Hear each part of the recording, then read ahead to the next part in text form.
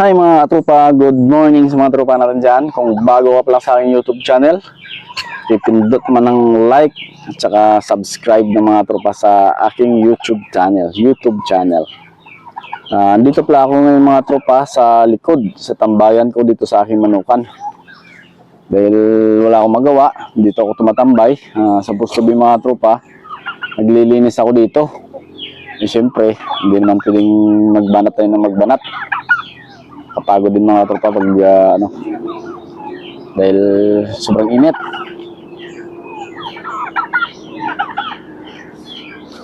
Bali bukas na natin tutuloy yung paglilinis mga tropa. Pinawisan na ako, kaya nagpahinga na. Gusto ko lang i-share sa mga tropa natin, sa mga nagbabalak mag-alaga ng manok, Rhode Island, native. Sa pag-aalaga mga tropa, talagang sasabihin ko sa inyo yung totoo. Sa umpisa, nung nag-umpisa ako mga tropa, talagang nahirapan ako. Kasi yung feeds, pag umabot na sila ng 5 months or 6 months, doon na talaga mga tropa, mahirap magpakain, lalo na pag wala kang budget sa pangbili ng feeds. Kasi mga tropa, sa 45 heads na Rhode Island, tapos yung mga native ko, pagpalagay natin 20. Tapos yung pabo natin nasa 18, hindi pa kasama yung mga sisiw. Tapos may pato rin tayo mga tropa, nasa pagpalagay mo 30 piraso. Tapos may bibi rin tayo, hindi pa kasama yung mga sisiw mga tropa, kasi yung mga sisiw natin hindi naman ganun kalakas kumain. Gusto ko lang share sa mga tropa natin, sa mga nagbabalak mag-alaga. Talagang mahirap mag-alaga pag wala kang budget sa pangbili ng feeds. Kasi sa isang buwan mga tropa, nakakaubos ako ng 2 hanggang 3 sako ng feeds na pinapakain sa aking mga alaga. Total, dito naman na ako mga tropa, ginastosan ko na lang talaga. Tsaka kumbaga, hindi ako sumuko, hindi ako nag-give up na itigil, dahil nalulugi ako sa kakapakain sa kanila sa loob ng 6 months, 7 months. Pero sa ngayon mga tropa, dahil pag-harvest tayo ng itlog, umabot na siya ng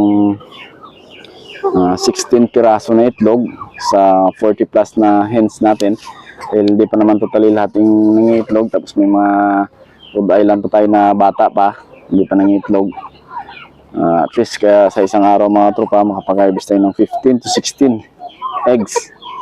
Pag nangitlog na ito lahat mga tropa, kahit sa isang araw makapag-harvest lang tayo ng isang tray.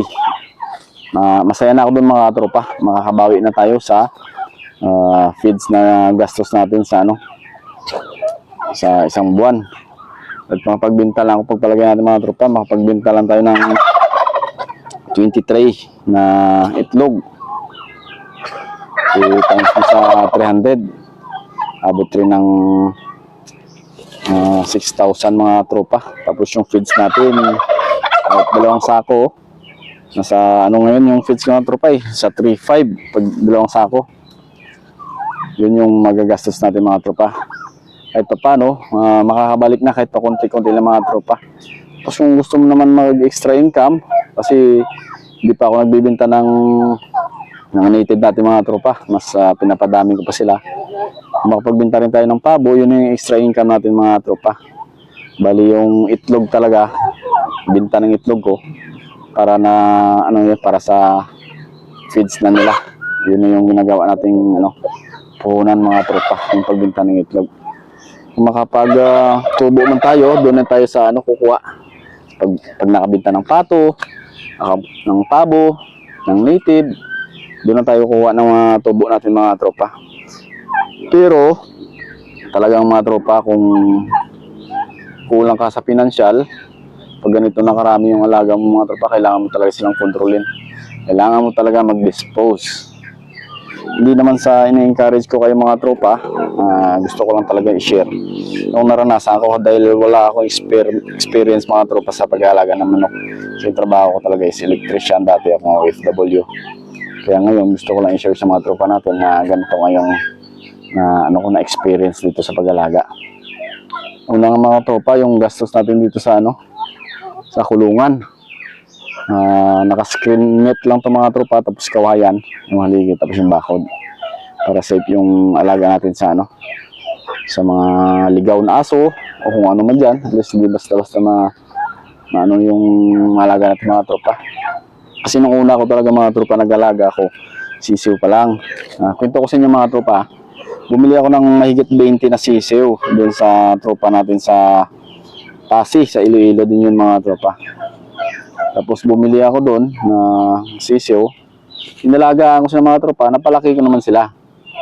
Tapos paglaki na nasa 4 months old na mga tropa, yung kulungan nila na tinutulugan, hindi ko pa nilagyan ng screen. Sa gabi pa lang mga tropa, minsan may parang pusa na, hindi ko alam kung anong tawag dun sa pusa na nangain ng mga manok. Yun, tinira niya yung mga alaga natin mga tropa. Tapos yung natira, 5 hens, 2 rooster. Parang gusto ko nang sumuko sa pag-alaga ng mga manok mga tropa. Pero bumuli ulit ako dito sa isang tropa natin sa saan ba ako doon? Sa Dumaraw. Bumuli ulit ako doon mga tropa, dinagdagan ko yung Rhode Island natin. Tapos yun yung 5 nauna, tapos 2 hens, nangingitlog na. Kung nag-incubate pa ako, tapos nagbibinta rin ako mga sisiw mga tropa. Pero kasi minsan mga tropa, marami na rin nag-aalaga ng Rhode Island. Hindi na rin masyado mabinta yung mga sisiw, kaya yung ginagawa ko, kung gusto magbili ng sisiw sa akin, magpapareserve na lang muna mga tropa kung ilang piraso, doon ako sasalang sa incubator. Kasi pag nagsalang ako na magsalang, dadami din yung sisiw natin. Mahirap pakainin mga tropa, kailangan talaga marunong tayo mag-control. Madali lang naman pag nag-incubate mga tropa, 20 to 22 days abot bago mapisa yung itlog natin mga tropa sa incubator. Kaya ngayon, yun yung mga tropa, mag-preserve muna bago ako mag-incubate. Para di tayo magastusan sa pakain sa mga sisiw. Buti sana kung maraming bibili. Sa ngayon na panahon mga tropa, marami na nag-aalaga ng Rhode Island. Kaya hindi na basta-basta makapagbinta tayo ng sisiw. Pero na lang sa ibang lugar siguro na wala pa masyadong Rhode Island, hindi naman tayo makapagbinta din sa malalayong lugar. Siyempre, mahirap magpakain, kaya tinigil ko muna yung pag-incubate mga tropa. Pag may order na lang, doon na ako mag-incubate. Ito mga tropa yung tulugan nila, dati walang net yan. Open lang yan. Nakasampa lang yung dyan sila mga tropa. Kaso kailangan talagang takpan ng net pag natutulog sila. Para safe yung alaga natin.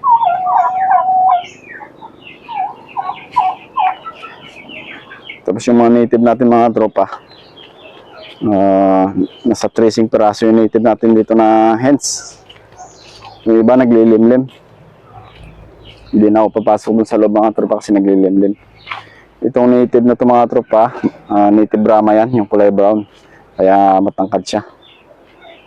Dami natin native dyan sa loob. 30 piraso, mahigit. Tapos may mga sisiw na rin tayo na native. Puro doon sa labas mga tropa. Kasi gusto ko makita yung mga sisiw natin. Pag dito kasi medyo hirap bisita-bisita, lalo na sa mga sisiw. Kaya alam nyo naman mga tropa, yung sisiw panay kain. Siyempre, kailangan mamonitor natin. Pag naubusan ng pagkain, nilalagyan ko. Kaya doon ko nilagay sa taas. Hanggang dito lang mga tropa. Abangan nyo na naman next vlog natin para makapagkwentuhan tayo. At kung ano pang pwede nyo itanong sa akin. At gusto ko rin mga tropa, mag-share kayo sa experience nyo sa pag-alaga ng mga Rhode Island. Kasi hindi naman ako totally experienceado sa pag-alaga ng manok. Kulang pa yung mga tropa, kakayanan sa pag-alaga ng mga ganitong bagay. Pero kung may gusto rin kayo itanong mga tropa, willing din ako sumagot. Tsaka willing akong tumulong kung kaya ko sagutin yung mga katanungan ng mga tropa. Hanggang sa muli mga tropa, sana paki-subscribe sa YouTube channel natin mga tropa para dumami yung subscriber natin. Maraming salamat sa mga tropa na nag-support sa akin. Hanggang sa muli mga tropa. Dati pala mga tropa, ito yung pinapakain ako sa kanila. Kawayan. Ito, yan. Ngayon, bumili ako ng, pinataob ko ng mga tropa para hindi madumihan. Pag nagpakain ako, papatayin ko lang. Yan. Sige mga tropa, kita-kits na sa next video ko mga tropa. Hanggang sa muli. Thank you mga tropa.